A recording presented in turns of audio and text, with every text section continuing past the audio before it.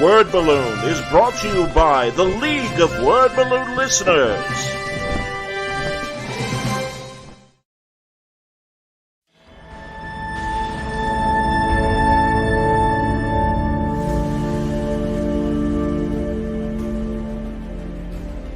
For artists that want to follow a realistic style, I don't know that you necessarily have to overthink about an influence like me or any other painter who does realism. You can certainly get a lot from the pieces that we've done, maybe even imitate some of those compositions, but I think you'll find your own way once you're just studying reality, which is what I would do. I mean, if I'm going to look at people, things, photographs, it's beneficial to start shooting your own if you can get into that. And these days, since everybody's got a camera, that's not so much of an issue anymore. Being able to study life as the basis for something is the best. I had the longest problem of thinking I needed to have everybody and every element be perfect before I could use it as a reference source. And so it took me a long time to realize how flexible the basis of the human form is. I've posed for myself on loads of paintings where now I guess I'm called out by some people online. It's a process of getting your mind comfortable with what you're building off of. And at a certain point, I would say accept that you're going to feel like you're not seeing it until you've seen it. You know, that maybe you do need to have a thing look like a thing exactly before you're painting from it.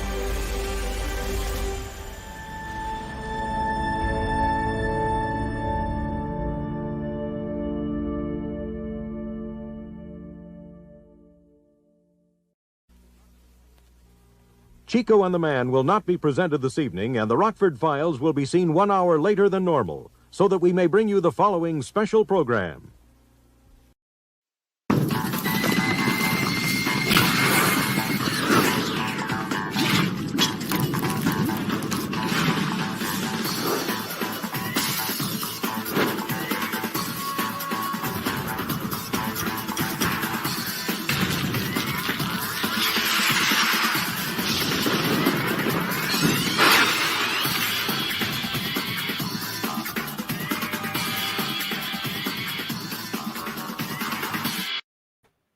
Welcome back, everybody. It's time again for Word Balloon Live, the comic book conversation show, but we broaden our horizons every now and then.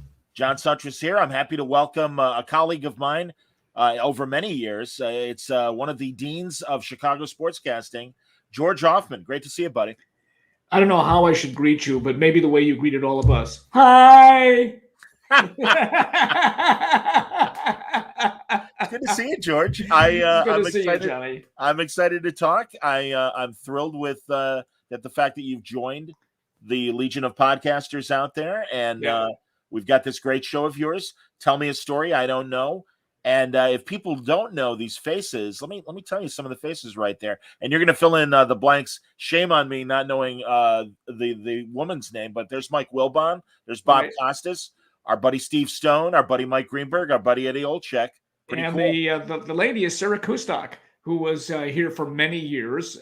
She was, first of all, she was a star basketball player at DePaul, and then she was a star broadcaster at Comcast, and then she went and became the first female NBA basketball analyst for a team in the Brooklyn Nets. Oh, that's great. She's become a great star, and she has a great interview, by the way. All of them were. And so we started with Michael Wilbon, who is a Chicagoan, grew up on the South Side. If anybody ever watches Pardon the Interruption, half the time you see the backdrop of Chicago because he's here. And so, you know, the whole idea behind this was to talk to sports personalities, and hopefully you have some sports fans of your listeners and viewers with connections to Chicago. So whether they're here now, like say Chuck Swirsky or Jeff Joniak, I guess I'm blacking out. There've been so many of them, but all the ones from out of town as well. Bob Costas, I think pretty much everybody's heard of Bob Costas. Bob Costas' first Super Bowl was the Bears Super Bowl championship of 1986. He was the pre, halftime, and post-game host. No, a lot of people will not remember. He was the voice of the Bulls for 19 games before he signed with NBC in 1979 and 1980. There was the Sandberg game. He has so many connections to Chicago. It's unbelievable. So I just have a great time doing these things. We've had former score people on. Dan McNeil was a terrific interview. You know, Dan is very open and honest. And a little preview for your viewers. But when we resume the podcast, it's currently has Stacey King, who's the really colorful and wonderful analyst for the Bulls. Hilarious. So it's got a part 1 is this week, part 2 is next week on Tuesday. We have a best of, a year of, and we take a month off. And then we're going to begin with Pappy, Mike North, a 2-part series with Mike North, which is, I think, going to be fantastic, because Mike was a great interview and said a lot of things I think a lot of people have never heard before. That's great to hear, George, and absolutely. Well, as I've been telling people promoting this conversation, you got a great Rolodex. You've the people that were, what would be the? I mean, just I guess I was going to say street level sportscasters. I mean, you were doing Bulls stuff locally, and people like Marv Albert were doing New York Knicks stuff at the same time. And that's when your paths cross. And I mean, you've known Bob. I mean, yeah, from a national standpoint, that first 85 Bears game, I've seen, and I know they're on YouTube. You could find a couple commercials of Bob promoting the Bulls games, for GM and stuff, and those are hilarious to see. So here, look, Will McCool is here and wants to say hi to us. So that's very nice. Hello, Will. Will is a constant commenter on Facebook. He always has some snide remarks to make, but they're always fun. But no, I've gotten a great kick out of it. We've not just limited it to broadcasters. I mean, we had Gene Honda, who is the public address announcer for the White Sox, the Blackhawks, Illinois, DePaul. We had a major league umpire who hails from Crystal Lake. So we're always trying to, shake things up so it's not exactly that way. Next spring, we're going to have Wayne Mesmer, who's been the guy who sings the national anthem for the last 40 years at Wrigley Field and the stadium when it was there. So, and the funny thing about it is it's like me talking to you now. When you turn on the faucet, it flows for well over an hour. People love to talk. And when you start talking about history, they could talk for a long time. So by the way, I just want you to know that the guy behind me has been with me now since my brother gave him to me as a gift to going to SIU in 1973. And the one thing I could tell you is I'm still better looking than he is, but not by much. So anyhow, I'm looking at it and I'm thinking to myself, man, this thing's got to be worth thousands. I'm going to figure out on eBay, right? Here's the thing. They're still selling them. Of course they are. Of course it's like worth $58. They're still selling them. You know what sucks, George? Mad as a marketing brand, still very viable. It's amazing. But they shut down the magazine as far as new content. Right. And hey, I had a lot of friends, cartoonists, that were working for the magazine right up till the end. And it really bums me out because, as you know, we're not that far apart in age and stuff. But I mean, Mad was so important and really was, especially from a magazine standpoint, it was the Daily Show of its time. Yes. Yeah, it's a good point. It really was. It was, I love the Spy versus Spy and everything. Sure. I mean, and Alfred E. Newman with the What Me Worry, it's a good thing to say if you don't have any worries. Did you know that, and here's the sports radio connection to Mad Magazine, did you know Harry Tynowitz of Harry and Spike fame? Of course I do. Was in that horrible Mad Magazine movie Up the Academy and was one of the kids. Sorry to hear that. Yeah, no kidding. As long as you got a paycheck. Prior to COVID, I was trying to arrange a panel. 2 weeks from now is the big Comic-Con in Chicago, C2E2. And I was thinking it would be a fun panel, and maybe I'll still do it eventually, to have him on and be like Anatomy of a Teen Movie and talk about how horrible Up the Academy was, because there are a million different little side stories that Harry's told me over the years. And, and also just the fact that the teen comedy like that, I mean, you get your Superbads and stuff like that, but really even the sex element and stuff, that's certainly a bygone era. You can't do the type of humor that they used to do anymore. No, and I was thinking about some of those, and it's particularly cartoons like Rocky and Bullwinkle, which really was highbrow cartoons. I'm watching them with my brothers. I don't know how old I was. I think it was on from 1959 to 1963. It wasn't very long, but it kept going and going and going and reruns. And then there was the movie. And if I'm not mistaken, the voice of Rocky was on the score several times. I forgot her name, but she was on several times. June Foray? We had June Foray on the score? Really? I thought that was hilarious. First of all, you didn't know that it was a woman, right? And then she's doing it, and it's like, oh my gosh, it's fabulous. Well, I love those. Oh, Rocky and Bullwinkle were like above here to watch that stuff. And you're a kid, and you're thinking, what'd they say? Okay, I got some of that. And hearing Everett Horton and all the little Sherman, what was it? Mr. Peabody and Sherman. Sure. Loved it. And here's another one. I don't know why this cartoon I liked more than any Roadrunner. Oh, sure. I mean, I love Roadrunner. Tags. Yeah. So. Wait, Edward Everett Horton. Here's my Edward Everett Horton imitation. Once upon a time, there were 3 little bears, all in the woods. you got to lisp a little bit. I always love one. In fact, yesterday on Turner Classic Movies, they ran a ton of the Fred Astaire, Ginger Roger movies, and Edward Everett Horton's in several of them. Well, my God, wearing a tux and everything. Oh my God, Mark Friedman comment about Up the Academy. It was such a bad movie that the late Ron Liebman, who played Major Leisman, the Stool Commandant, refused to have his name in the credits.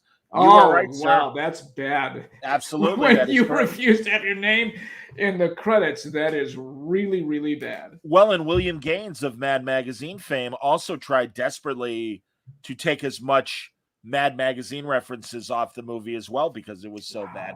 And again, that's why Mad was this great example of really sharp, devastating humor. And I mean, they wouldn't take advertisements in the magazine, George, because they're like, no, advertising is one of our enemies. That's one of the ills of our modern society. We're going to make fun of them. So he would turn down ads and stuff. And, it was like, no, the subscribers will, make the magazine profitable and stuff.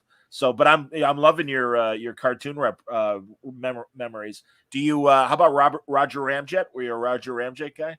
No, you mean was that the movie or something? No. That was another Saturday morning cartoon. It was kind of not as irreverent as Bullwinkle, but it had its moments. It's funny because I really didn't watch that many cartoons as I did watch Flash Gordon. I mean, I was, my brother would sit down, we'd watch Flash Gordon. When Flash Gordon wasn't a cartoon, but it was different. It's like it was a serial Saturday morning. The modern day Star Wars or whatever you want. I loved In the Open where you saw the little spot where it's Captain Kirk and his crew against the Star Wars villains. I thought that was hilarious when I saw that. But I mean, there were you watched Bugs Bunny because it was Bugs. And listen, Bugs Bunny was in its own right had some highbrow humor to it. The writers were very sweet. And the more you think back to it. And the characters that they had, from Elmer Fudd. What was the name of the chicken?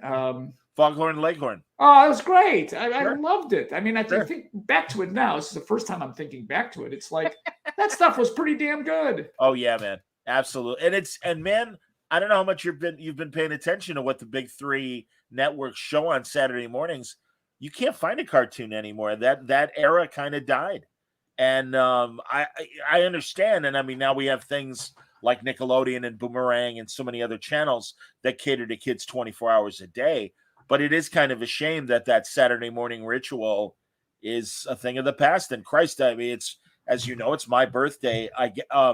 The first Saturday morning cartoon was The Adventures of Superman, the cartoon that they made with Filmation. And so I'm as old as Saturday morning cartoons.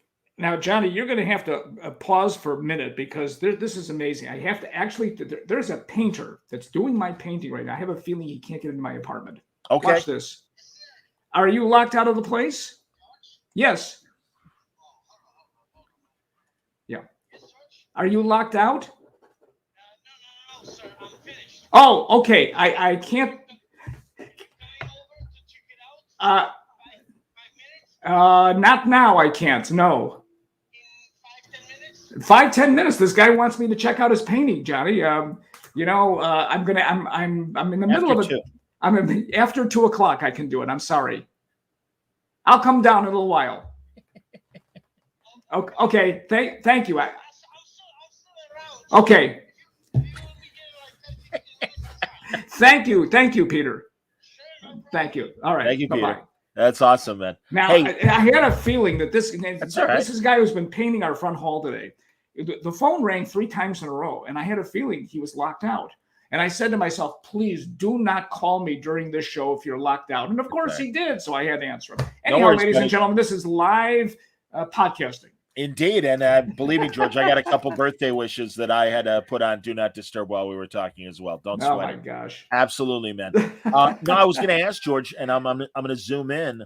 What's that? What's the drawing to the left of Alfred Newman? Okay, so That's you, obviously, on the right. right. So this one was done at the Ultimate Sports Bar and Grill Okay. in 1980.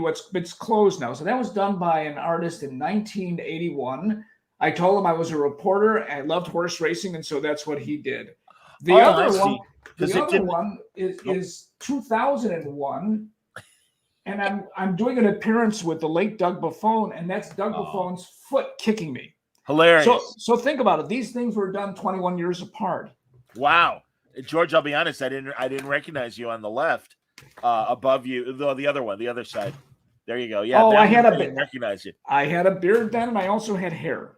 Well, that's all right, man. No. I remember brown hair on George Offman. That's all right. Yeah. Man. No, don't kid yourself.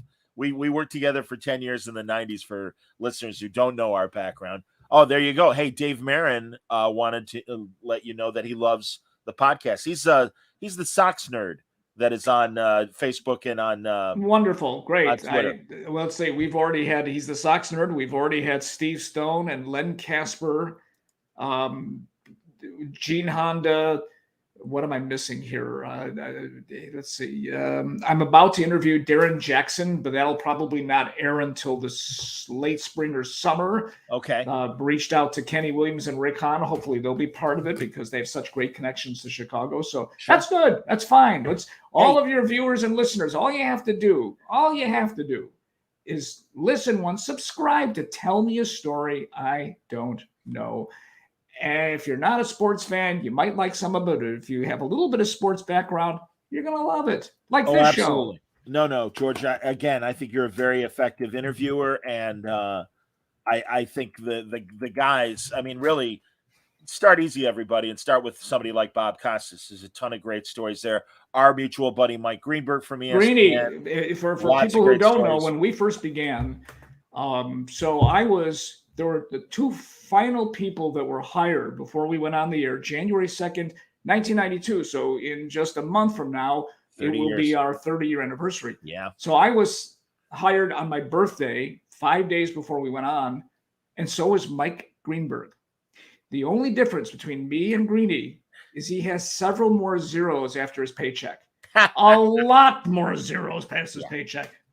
Yeah, he's doing good. He's doing great. He's doing very well. Dave has a good question, George. What figure from Chicago sports history, I'm sure there's more than one, would you have liked to have had on the pod? I'm assuming right away, Doug Buffone clearly would have been one of your guys. Absolutely. Well, no, absolutely. There are a couple who are alive I'd like to have on, but couldn't do it. Brent Musberger, who I grew up with, he was number 1 on my list when I first came up with this concept in August of 2020. I wanted Brent Musberger. He made his name here in Chicago. Yes. But even at age 82 now, he's still the voice of the Las Vegas Raiders. Heard a commercial with him the other day. Sounded like he was 42. Sure. Sounded fabulous. Well, just like Vin Scully, man. The guy, great. Yeah, he's great. Still great. I would have liked to have had Ed Farmer, who passed away a couple of years ago. There's a few others who you reach out to. I mean, listen, Kerry would have been fabulous.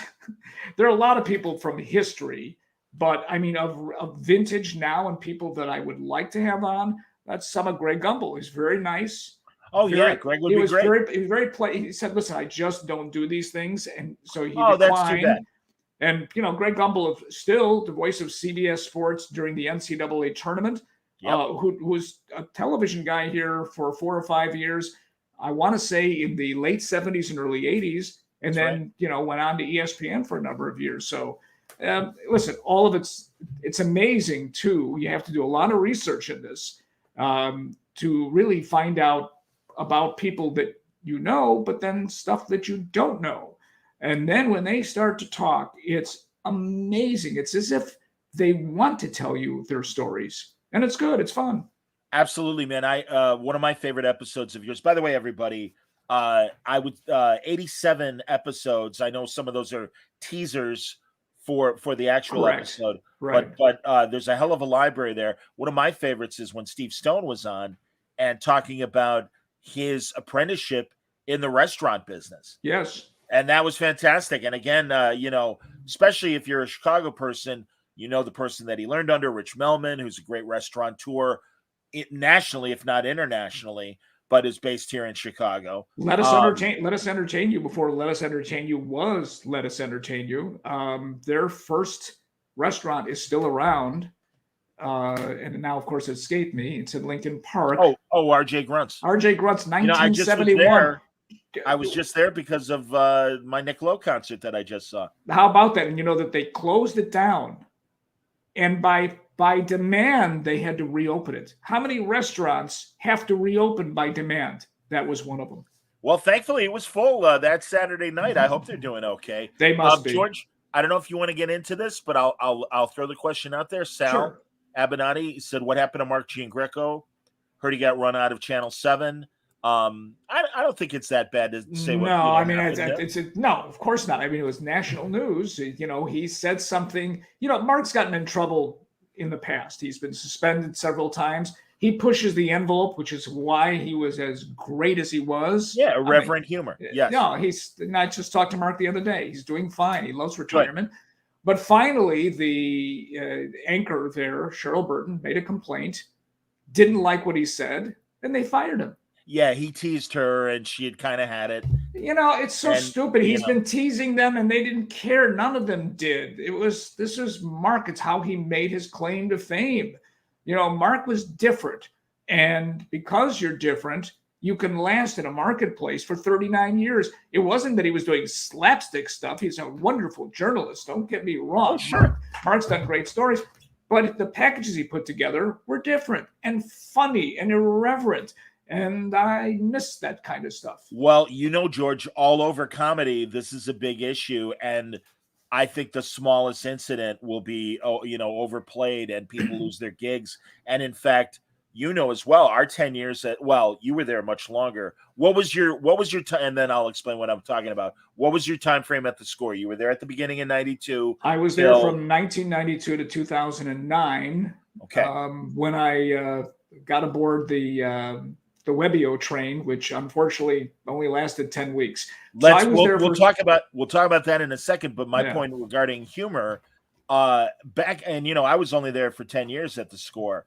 Those years, we did a lot of edgy humor, is the nicest way to put it. That absolutely would have gotten everybody, like a lot of us fired. Couldn't have done any of that today. You were one of the good guys. You didn't play like we played, but yeah. No, but you couldn't do any of those things today. You couldn't. No. You couldn't do, when Pappy did Hug a Jew and Hug a Black, yes. And it's like, you can't do that now. No, unfortunately, there's political correctness. Right, and it was so stupid. There was no malice behind those things. But again, to even bring up the subject now is ridiculous. And it is what it is, unfortunately. And unfortunately, I felt bad for Mark, obviously, but a lot of comedians, are facing the same kind of BS right now. It is what it is. It's awful. Yeah. George Carlin, I don't know. In concert's a different story than perhaps. Not I really. don't even know. Let me tell you something. You want to talk about irreverent? George Carlin was irreverent long before there was irreverence. Sure. Who am I thinking of now? That just Lenny Bruce. Of course, the People great didn't Lenny know Bruce. Lenny Bruce, who really was the forerunner to a guy like George Carlin. Yeah, who sick was, humor. Kicked out of places and, arrested when you wouldn't be arrested. Now you're not arrested. You're just fired or you won't be on. Yeah, you're canceled. I'm really against all that stuff. Oh, Sal says too, Don Rickles, obviously. Oh, I love that. I love that. Yes, Don Rickles could not survive today. If you were a young man. Two favorite comedians of my lifetime, George Carlin and Don Rickles. I saw Don Rickles twice. He even got me. I mean, I yelled out something to him, and this was at the old Mill Run Theater. And he said something about Israel, and I applauded. And he goes, "What is this, a rally?" I'll always remember that. It's like, okay, he got me, great. When he came to the score and he came to visit North. Were you there? I don't know if you were there. I couldn't have been there because I would have melted had I been there. Oh, he was so great, and really, and it really was busting Buffon's chops as well as Norris. And then we saw him at the Hollywood Casino, and we saw him open the United Center with Sinatra. Well, he was performing into I think he was 89 or 90. It's still performing. It's just, it's amazing to watch some of these people today and some of the musicians who are still performing and still very good. Yeah. It's great. And the comedians, do you think Joan Rivers could have gotten away with any of the shit? Well, she said no. Again, I think as a young woman, she'd get shit for it. I do think some of them actually... they got a pass, although as things have gotten more intense, they had already passed away. So who knows if even as old people, they could survive doing their stuff in this thing. Oh, Dave says he really enjoyed the Kenny Mcreynolds episode. That's awesome. Oh, Kenny is great. Kenny Mcreynolds is famous for telling the story about how he was pronounced dead. Seriously. Yeah. The man was pronounced dead and he was still alive. Yep. And it's a great story that he gets into. He's got some great stories about growing up in the projects. If you want to listen to somebody who made a life where he might not have been able to make a life where he grew up, that's an episode you want to listen to. Kenny's a wonderful guy. And then former athletes, too. I mean, you like you said, Stacey King is the current episode, but we got Gary Fensick recently. Yes. John Paxson, great role player for the Bulls. Another one, great people, man. No, it's again, so many great episodes, and you get these great stories out of them. You said that it's a lot of research. Are you finding quirky things and bringing them up, or are they coming to the table with interesting stories? No, it's a part of it too. Is I'll usually ask all the guests, are there a few stories you want to tell? Because then they'll tell me things I didn't know. A story that was apparently it was out there back in 1997 was Keith Olbermann, who of course is, I think, really the only person in our lifetime to have been extraordinarily successful as a sportscaster and a newscaster, because he really, at MSNBC, I mean, suddenly it went from sports to this, and he was successful at both ends. But in 1997, he was offered a job at the then fledgling ESPN Radio. And it's an incredible story how that didn't come about and how that could have changed his life. I mean, he could have been a star here for years. And he's probably the most brilliant person that I have ever met or talked to. He's really, really an extraordinary person. But that's great. And so sometimes you'll ask these people, hey, is there something out there that people don't know that you want to talk about? And they'll do that. And then so you'll ask them those questions, and there they go. It's really great stuff. And what we want to do in these is not just talk professional. You want to talk a little bit about a personal life and how you got to where you were. And so some of them are quirky. A lot of guys have been very, very funny. Dave Wannstedt, the former coach of the Bears, who was an analyst on Fox and, of course, WSCR The Score. I mean, he's hilarious. The guy is side-splitting. Dan Plesac, former pitcher for the Cubs and the Brewers in Toronto, and he's a star at MLB, the MLB TV network. Yeah. And he was a great interview because he told great stories. And so really, if you like to listen to good stories and funny stories, and some of them are not so funny, Sure. Especially some that were told by Dan McNeil, hey, I welcome everybody. Again, I think you're a very effective interviewer and host, guiding these people into their stories. Sal wants to know if you have any Lee Elia stories, the former Cub manager. It goes back so long. I was there the day that he made the famous tirade. I was not in the locker room though. Oh, so I'm the guys that were in the locker room were Gian Greco, yeah, and of course Les Grobstein, who got the sound. Now I am a freelance reporter, and I said, Les, he played it to me, Les, can you please give me the tape? Because we always, swapped tape. Back then it was cassettes, and recorders and what have you. Sure. And I made a mint of money selling that thing. So I was there that day. I think Schuster was there as well. David Schuster. I'm not sure. I don't think he recorded it, but the only one who recorded it was Les.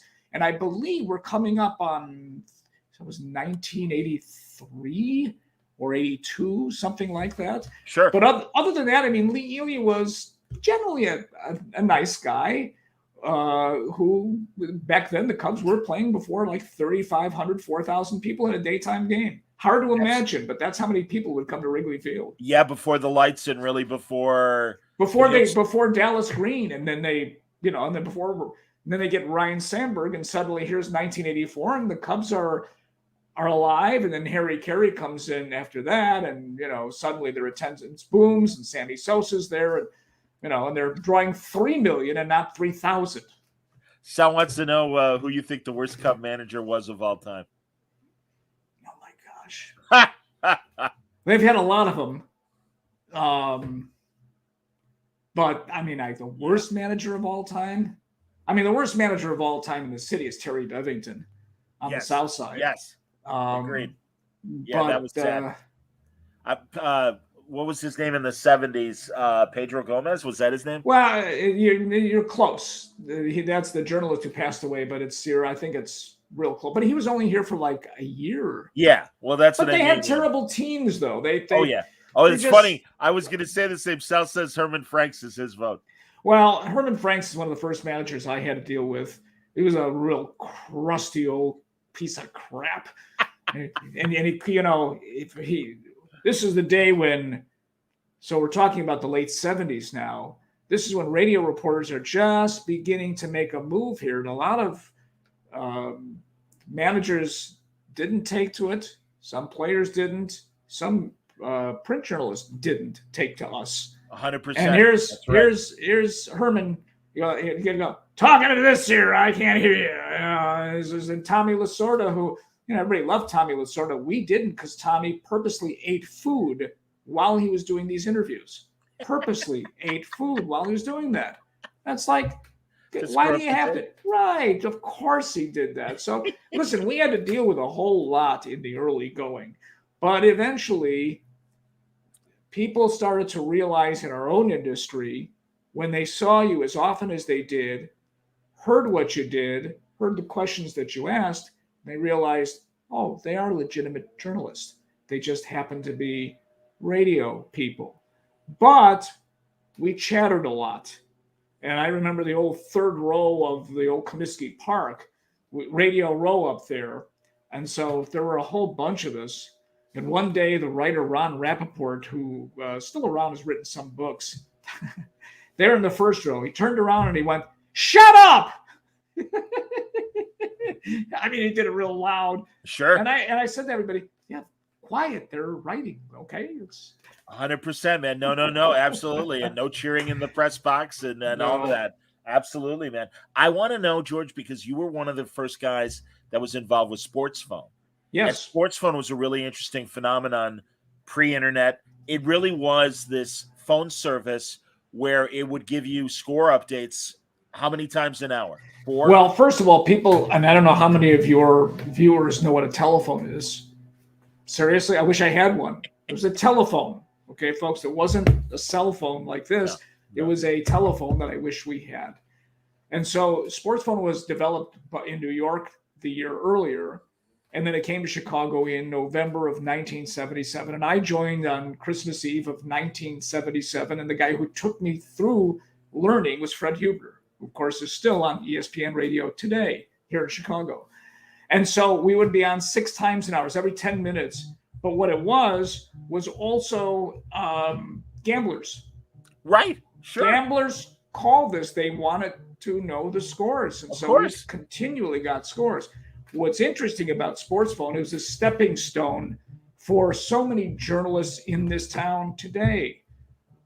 Myself, David Schuster, Ron Gleason, Jeff Joniak, the voice of the Bears, Lou Canellis on Fox 32, Brian Wheeler, the former voice of the Portland Trailblazers. In New York, there was a fellow named Gary Cohn. Gary Cohn's, so this is 1978.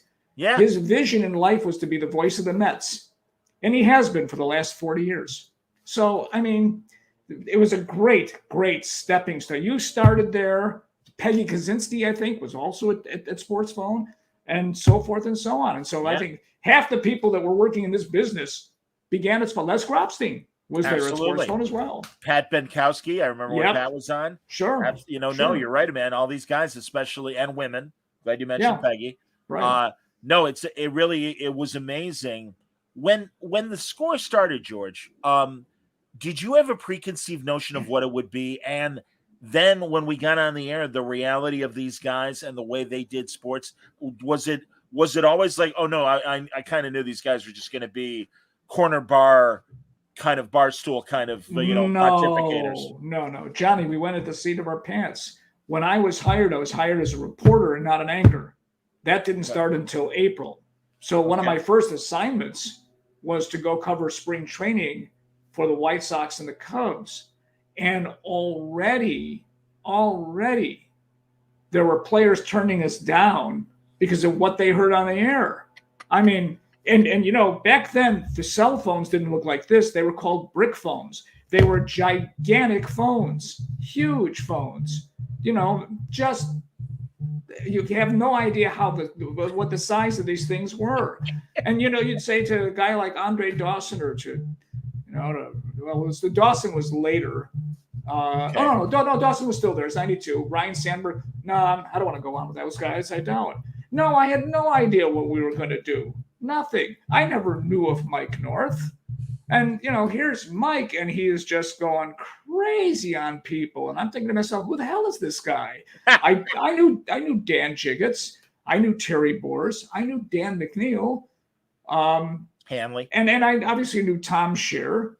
But I don't think anybody knew how this thing was going to develop. It was brand new.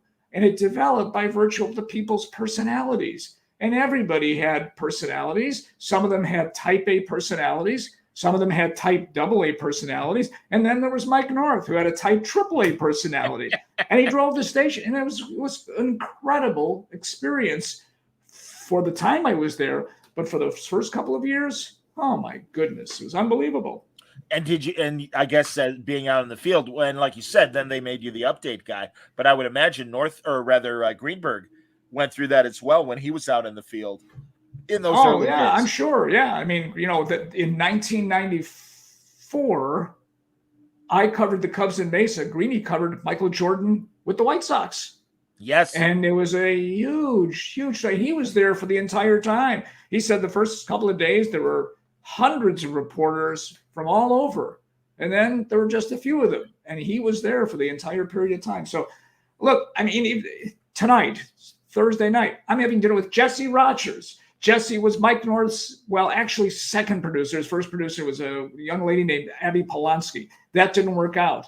It worked out with Jesse. Then he was great. And so look at all the people from then and what they're doing now. Jesse is now a premier reporter for ESPN covering baseball. Judd Surratt is the voice of the Boston Bruins. It's great what some of these people have gone on to do. And look at yourself. I mean, it's really something. It's wonderful. Thank you, George. That's very kind. I mean, again, I kind of made my own way, but I'm so proud of both Jesse and Judd and Greeny for that matter as well. Yeah. No, it's terrific. And really, we were lucky. We were lucky that we had management as well that was tolerant of what we were doing. And I always say to Ron Gleason, our program director, who then we both later worked for at BBM, you much longer than I did. But when I got to BBM, the news station and stuff, I'm like, oh, the inmates don't run the asylum here. This is a much more buttoned down operation now. And stuff. He's like, oh yeah, big difference. Well, no, I mean, not many inmates can run the asylum, but at the Score, the inmates definitely ran the asylum. And yes, Dan like a Lee bad Prison Break movie, man. Dan Seriously, Lee all and the Seth convicts Mason, were- the guys who founded the place, Dan Lee and Seth Mason, once they started hearing it, I think they realized just let it go because this thing could really explode. Yeah. And over time it has. It's amazing that it's now 30 years since we stepped foot in there. I also think, George, and maybe again, this is my own conception of it. I do think that the Score is much more buttoned down than it was in those first 10 years. Well, I mean, yeah. I mean, it took time. It's a little more buttoned down than it was. It's still a very vibrant station, but no, I'm not saying that. Yeah. I'm just saying that you're not going to have straight. Yeah, you're not going to have shows like what Mike North did, or what Terry and Dan did, or even what Terry and Dan Bernstein did for the beginnings of their shows. Absolutely. I mean, that was. I've said this before, and I'll say it again. The best radio that I've ever heard was Terry Boers during the O.J. Simpson trial, when he took on all comers. And there was half who agreed and half who hated Terry. Sure. And Terry wouldn't take crap from any of them. No. That was what I called must-listen radio. Must-listen radio. And the way that the transition between Jiggets and North's show to Boers and McNeil, that was must-listen to radio on a daily basis. And they still do it. that. They still do this today now. There's transitions, because it makes sense to do that. And when they decided to do that, it was a show in itself. Transition was a show in itself. It should have been sponsored. Transition is sponsored by, I don't know if it was, but yes, the early days were, nobody knew. I didn't know. We were working in this little tiny building on Belmont where XRT was for years. So you have all of these really wonderful disc jockeys at WXRT. And suddenly here's an infiltration of testosterone, the likes of which they don't want to see. But you know what? For the most part, we all got along quite well. 100%. And really, that was one of the great things. Because, in fact, we mentioned Judd Surratt, who is kind of a type A personality, but only because he cares. He's very intense. And if you don't know, you'd think, who's this madman that's always yelling and stuff? And it was so great. I personally felt like I was the ambassador to several of the XRT people to say, no, Judd's a good guy. I'm like, once you get to know him, you're going to really like him. And I know several people really did 180s, and they're like, oh, you're right, Judd is a nice guy. Well, and then we had some crazy people like yourself. And I'm telling you, for people who don't know, I mean, we needed people like Johnny Suntress. Oh, thanks, who would buddy. walk in there and just, I mean, from the facial expressions to your impressions, would knock people dead in laughter. This is, you don't get that now. You don't walk in and somebody goes, hey. I mean, it just doesn't happen. That's true. That's very true. And also, George, man, you had to do those updates. They wanted me to make those comedy intros for McNeil and Boers show in the same studio. And I know, man, you were probably just like, get the hell out of here, Shaky. I gotta do a news report at the top of the hour. Top of the hour. Are you kidding? There were times I did a top of the hour update 15 minutes later. Well, then I had to come back 10 minutes later. It's like, with Jiggets and North, absolutely. Oh yeah, you got. Sal has some good memories. So Bradovich and Buffon after Bears games was classic. 100%. Well, again, because these guys were players. And they were so passionate about the team, and especially in those horrible 5 and 11 years or whatever, when the Bears would have a lousy season, or a lot of Dave Wadstad seasons, frankly, frustrating years. Who would have known that this ferocious football player named Doug Buffon was this putty in your hands human being with a great sense of humor? I did appearances with him. I loved being with Doug. Everybody loved being with Doug. He was a lovable human being, and he was funny. And then Obradovich, another fiery person. That's chemistry. You don't get that very often in the business world like this. You don't get that often, but when you get it, you take advantage of it. Those guys were just great together. Absolutely, man. I used to love Obradović would always call me Mr. Suntress, and I'm like, Ed, please. Like, you're 30 years older than me. Don't call me Mr. Suntress. It's all right, man. But Dougie, good Lord, we all miss Doug so much. Yeah. He was a big teddy bear, just funny as hell. Just one part of that era. And Ernie Banks was like this too. And we could name dozens of Chicago athletes. They had real jobs off season. So they were really more part of the community and really just guys who happened to be playing sports.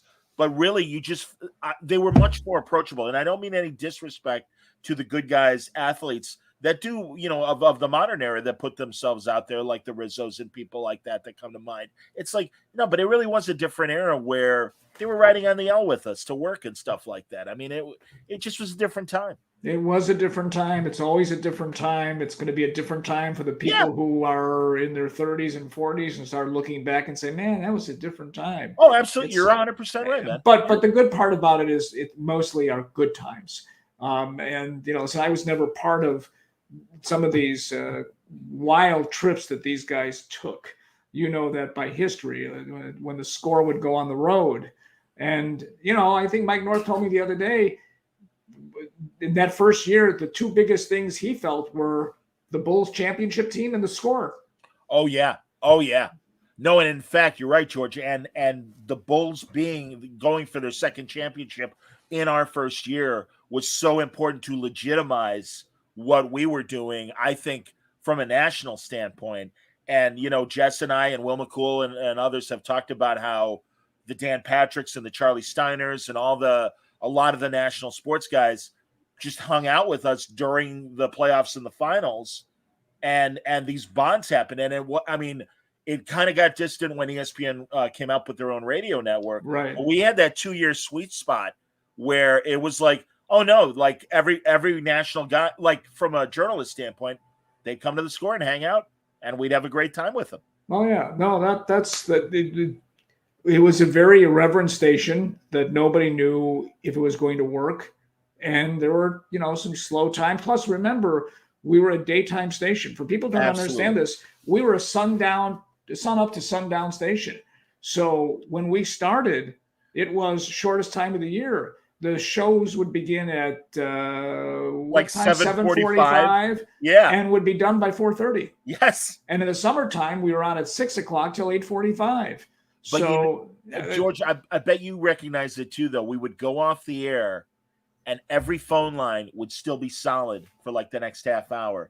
People wanted to talk. I know it was very frustrating until we went to 1160 on the dial. What was frustrating about that is you could go on the S curve on Lakeshore Drive and not hear it.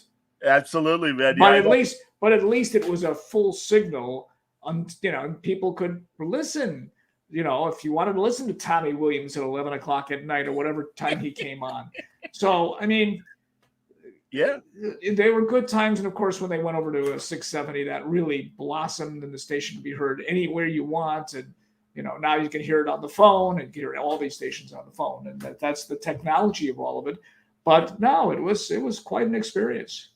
And also, I think comparing it to today's internet world, we built a community with our listeners. And I think that was so valuable. And now, finally, media companies see the value of that kind of support. Hey, man, as I'm a Patreon guy, my League of Word Balloon listeners, that's why I run the little promo at the beginning of every show to acknowledge their support. And in fact, it's a brand new month. So thank you again, League of Word Balloon listeners, for your continued support. But that's the thing. And the Score certainly had that. And also a lot of the callers, as you all know, became regular voices and stuff. And Patio Steve and Carphone Rob and all these other guys, Saluki Jack. Cleveland Mike. Listen, Mike. Some of them still comment on social media. And I love when I will get, did you think that was a towering line drive? Now, for those people who don't understand what the term towering line drive is, let me give you a quick explanation. It's 1994, and I am, covering the Cubs. So we're doing updates from Wrigley Field live, and Sammy Sosa hits what I termed as a towering line drive. The ball was hit very high in the air, but it was hit on a line. It was like a really hard shot, only it was high in the air. I called it a towering line drive. And, I was taken apart by Dan McNeil and Terry Boers. Well, and after that, I tried to explain what's a towering line drive. Go to the golf course, hit a driver. That's a towering line drive. Sure, man. Okay, George, I got it right away. Go look up Reggie Jackson's homer in the 1971 All-Star game in Detroit. Towering line drive. Anyhow, the funny part of it is you still get it on Facebook, you still get it on Twitter, you still get it on Instagram, and I love when people do that. And that was 1994. More than 25 years ago. 28 years. It'll be 28 years in May. That's amazing. Absolutely. Just goofy stuff like that. Absolutely. And George, seriously, man, they all teased you and you took it in a great way because you have a great sense of humor as well. You could be funny at times. You could be the straight man when you needed to be the straight man. And truly, that's a good skill. And that's the thing, man. We really were all, and I will include myself, that we all were just kind of thrown together. And thank God there was enough chemistry that it worked. Yes. And it was funny and people were just great. And again, thankfully the hosts were like, okay, I know you're a producer. I know you're screening calls on Sundays, John, but you're funny. We're going to put you on. Okay, right. Great. And also Judge Temper, Jesse, the Jedi master of booking guests to the point of President Clinton when Arkansas won the NCAA thing, and Jesse got like 30 seconds with the president, and we're all like, wow. Are you kidding me? And it was like, that's Jesse. No, come on, you want to talk to me? I guess I do want to talk to you. Hold on a second. I'm sure that Jesse will tell some of these stories tonight, but Jesse was very good.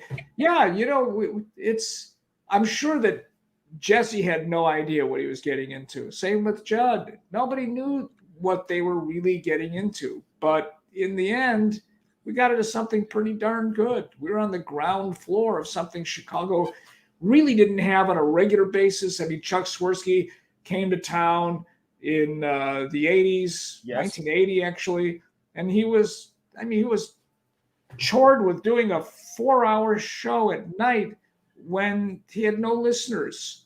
Yeah. Who knew Chuck Swirsky? First of all, he wasn't a Chicagoan. Chet Kopic was then, after he was fired by Channel 5, and he had a show that was somewhat successful, Kopic on Sports. But nothing like an all-day sports station. And it worked. Well, it's still working. Absolutely. All right. Sal has some interesting choice questions. A couple that I want to hear. Harry Carey, did he stay on the mic too long? I say no. Harry had lost it a while past that, but you know what? He was still so incredibly entertaining. And what helped him was Steve Stone. Absolutely.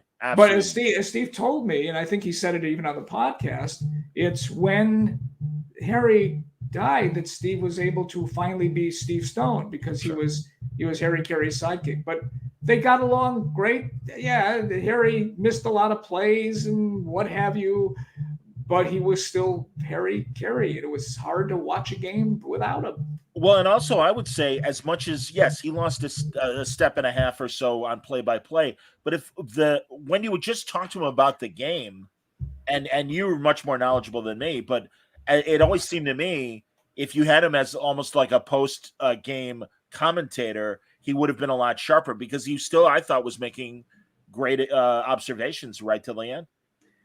He's a remarkable person. If people who are young have never heard of Harry Carey, or maybe did, go back and listen to some of the stuff he did. He was incredible with the White Sox. And again, chemistry with two people that you will never, ever see again or hear again, him and Jimmy Pearsall. 100%. I mean, Jimmy was certifiable. There's no question about it. One of my favorite lines of all time. I remember this. We're in the living room that David Schuster and I shared an apartment, and we had a guest over, a well-known guest named Sam Rosen. Sam was the voice of the New York Rangers for many years, and he was our boss at UPI Radio. So he's in town, and so watch the game and just listen, will you? So there's a lull, and then Harry goes, "Say, Jimmy, yeah, Harry, did you take your pills today?" It was like, what? This is the byplay that's going on. And then there was so much controversy that took place between the two of them, not between them, but the things that they had done, just never duplicated those 4 years. That's chemistry you can't just build. It happens, and it was must watch television for any sports fan back then. On Channel 44, one of those snowy UHF channels. That's right. And literally it'd be like, hey, you know what, Jimmy, you're psychotic. And he'd go, what does that mean, oversexed? And that's a mild one. You know, you probably know the Southside comedian John Campia. He made a comedy album called Rain Delays, and it was just him imitating Harry and Jimmy having innocuous conversations in the middle of a ball game and stuff. And it's true. I mean, and yeah, the Rain Delays are like, because again, they had to fill time, and they were just insanely funny. And of course, we got to work with Jimmy at the Score in the 90s as well, and that was terrific. Well, that's why now, today, there's kind of a bit of a revitalization of that, in a cleaner sense, with Jason Benetti and Steve Stone. Sure. Jason has basically given Steve a new life, and Steve loves it, and they're great together. And, you know, here's Stacey King, who started in 2008. Oh, yeah. And suddenly he goes from a veteran who's in his 70s to Adam Amin, who's 34, or when he started, he was 32. And there's a chemistry there. I mean, you need the Stacey Kings of the world. You need these kind of people who are either analysts, because most of the play-by-play men are kind of homogenized. Yeah. But not Benetti. He's not. And I think that represents maybe a little bit of a change now to, well, it's not exactly what it was then, but it's not exactly what it was. Now it's different, and it's entertaining again. Because anybody who watches any kind of broadcast wants to be entertained no matter what they're watching. Got it, but if you're George. watching a sports broadcast, yeah, the game is the main thing you're watching. But if the broadcasters are really good, that helps. When Pat Foley is there with Eddie Olczyk, there's a magic there. They enhance the broadcast. That's what I like the most about a radio or a television broadcast of sports, is if the announcers can enhance the game. And if they can, it's a better experience. I completely agree with everything you just said, George. I'm worried about that lockout that's happening in baseball right now. Or, I mean, yeah. What do you? What's your gut telling you? Well, I don't know. My gut's telling me you don't know when you have two sides that are diametrically opposed to one another. They were even during the COVID, before they finally, baseball basically forced the Players Association back. The Players Association signed a terrible deal 5 years ago, and this is what they're going to try to do, is get what they can. Yeah. And these are two sides that have big-time lawyers who have tremendous disagreements with one another. And I don't know how long the lockout's going to last. Neither side can afford to not have it go into the season. Baseball lost a lot of money during COVID. Players lost a lot of money during COVID. Players just made a lot of money in the last week. With the amount of money that they signed for. But they have some good points to stand on. Baseball itself has good points to stand on. Unfortunately, push has come to shove. And now we have the lockout, which began last night. And you hope that it can end sometime in the next couple of months. Yeah. Otherwise, spring training will start to lag. And you don't want to see the season shortened. No. So I don't know if two saner heads can prevail here. I hope so, but I'm not here to predict whether they're going to be successful or not. Who are the Players Association and league rep that are, who are the Don Fear? Well, Tony Clark, a former player, is the head of the Players Association. Okay. But really, he's kind of behind the scenes with the lawyers that are involved.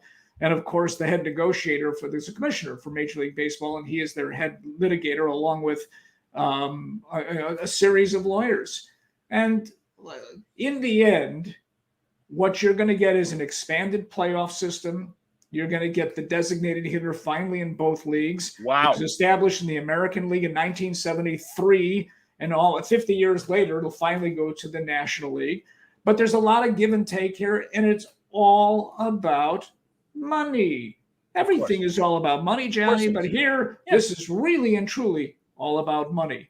So, the players want a bigger share of the pie. The owners want to make sure that they don't give them too much of the pie. It's the only sport that does not have a salary cap, if you will. Baseball refuses, the players refuse to ever have a salary cap. But baseball is trying to institute something that's reasonably like that. Right now they have a tax threshold. Yeah, we'll see. No, I hear you, man. A couple of interesting comments. Mark says, I'm enjoying the conversation. I've had the pleasure, privilege, and honor and blessing to have worked with both of you. I miss the in-person time we shared. It's always been informative and very entertaining to share stories with you both. Oh, that's very nice, Mark. Thank you very much, man. We appreciate that. Sal wants to know if you ever got to chat with Hallis, the old man. I was around when he hired Mike Ditka. I don't recall if I ever spoke to him. I might have during that particular press conference. But yeah, I was covering the Bears starting in 1978. I just don't have any memory of dealing with him. I dealt with Bill Veeck, who was then the owner of the White Sox before he handed the keys to Jerry Reinsdorf in 1981. Yep. But I don't recall much other than, that fabled day when Hallis said, here's the guy who's going to run the Bears, Mike Ditka. Wow. George, again, I'm so pleased that you're doing this show. We'll wrap up now. Ed has a comment. I love a good descriptive face like Towering Line Drive. Embrace the love for coining that. Epic. I only wish I could have invented something like that. Frozen Rover High Heat. Hey, I don't think Towering Line Drive right now is in the lexicon of sports vernacular. Maybe I could. But it's for scoreheads, man. Maybe it'll be the title of my book. Towering Line Drive. One thing I did want to point out about modern announcers that does annoy me. They seem to come to the stadium with ready for, and I'll even call out. Shame on me now, and I'm blanking. Joe Buck. Yeah, Joe Buck seems to come with several catchphrases ready to go when he's about to do Game 7, and that is so annoying. I just find it, and not only in baseball, hell, it even happens in my sport, boxing, where I'm seeing guys, and it's like, hey, here's an idea. Do an Al Michaels and let the event dictate what you're going to say rather than be there ready with a bunch of catchphrases. That's some people like to do that. Sometimes it works, sometimes it doesn't. I know a lot of people, there's people who don't like Joe Buck. I think he's very good at what he does. I respect that. Again, this is why I have George on. George is a knowledgeable man, and we'll agree to disagree. That's fine. And again, I think he's great when he concentrates on the game, but that's just one little tick that I'm just like, yeah, you can't. Yeah, like I said, you came to the stadium with that. You were already ready with that catchphrase, but whatever. They just don't have the punch of the Giants win the pennant or a wordmaster like Vince Scully who could step. God, I'm sure you had that book. There was a baseball almanac or omnibus, and it had a lot of great articles and essays by terrific print journalists. But then they also had Vince Scully's call of Sandy Koufax, one of his perfect games or his only perfect game. 2-2 on Harvey Keene. 1 strike away. The pitch. Strike 3. It's a perfect game. What that perfect game was against the Chicago Cubs in an incredible game at Dodger Stadium in 1965. What's incredible about it is the Dodgers got 1 hit off Bob Henley. It was 1 hit in the entire game. Yep. The only run that scored was on an error. It was Lou Johnson scored an error by Chris Krug, spelled Krug. He was the catcher for the Cubs. And people don't remember that he threw a no-hitter and the Cubs pitcher threw a one-hitter.